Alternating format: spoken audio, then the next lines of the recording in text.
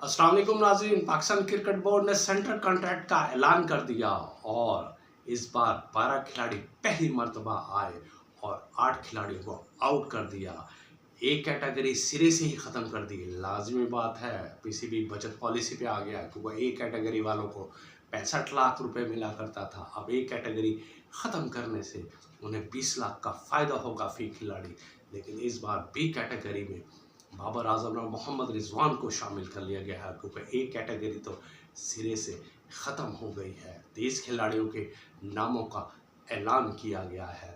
नसीम शाह को बी से सी कैटेगरी मिल गई। टेस्ट क्रिकेट कप्तान शान मसूद डिग्रेड हो गए, यानी कि टी कैटेगरी में आ गए हैं। फ़खर जमान की बी कैटेगरी में वापसी हुई है। अब ये परफॉर्मेंस और कारकर्दगी की बुनियाद पर कहा जा रहा है कि सेंट्रल कॉन्ट्रैक्ट परफॉर्मेंस और कारकर्दगी की बुनियाद पर मिला है।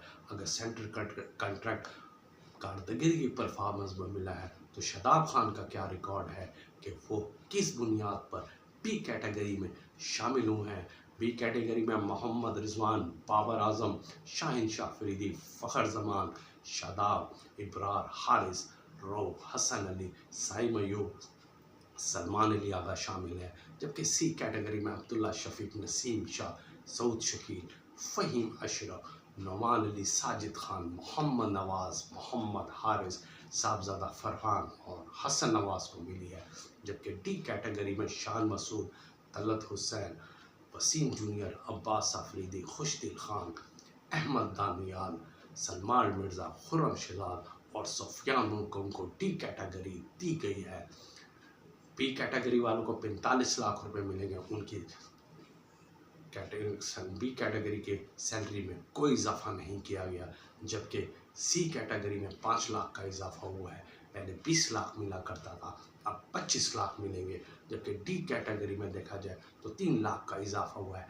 पहले 12 लाख मिला करते थे, अब उन्हें 15 लाख मिलेगा। यानी कि तनकीद भी इस तरह बताए जा रहे हैं। साथ ये भी हिला है कि एक कैटेगरी क्यों ख़त्म करी। क्या पाकिस्तान के खिलाड़ी, कौमी क्रिकेट टीम के खिलाड़ी इस लेवल के नहीं हैं कि उन्हें एक कैटेगरी में रखा जाए या सिरे से एक कैटेगरी हो जाए। तो मोहम्मद रिजवान और बाबर आजम को सह मुल्की सीरीज़, T20 सीरीज़ और एशिया कप T20 से आउट कर दिया गया है, जिसमें शायकीन क्रिकेट सख्त नाराज़ हैं और उनका इजहार अपने वो ट्विटर और सोशल मीडिया के ज़रिए कर रहे हैं कि ये बाबर आजम और जैसे खिलाड़ियों को दुनिया मानती है और उन्हें इस चीज़ से आउट करना क्या मायने रखता है कि हमें दुनिया बाबर आजम को माने। और कुछ लोग निशानदेही करना चाह रहे हैं कि ये दुख शायद कम हो।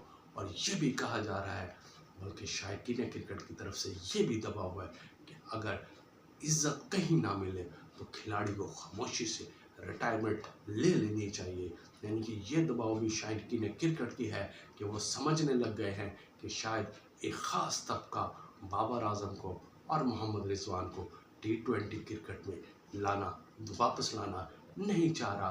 वो डट गए हैं कि ये दो खिलाड़ी किसी सूरत T20 स्क्वाड में नहीं रहेंगे और अब उनके बारे में ख्याल किया जा रहा है कि शायद वो रिटायरमेंट पे T20 में गौर करें। लेकिन दूसरी तरफ एक और ख़बर अभी मिली है कि प्रेशर आ रहा है और सिलेक्शन कमेटी को शायद ही ये प्रेशर कबूल कर ले कि सह मुल्की सीरीज वरना एशिया कप में शायद बाबर आजम की वापसी मुमकिन हो। ये शायकीन की तरफ से दबाव है।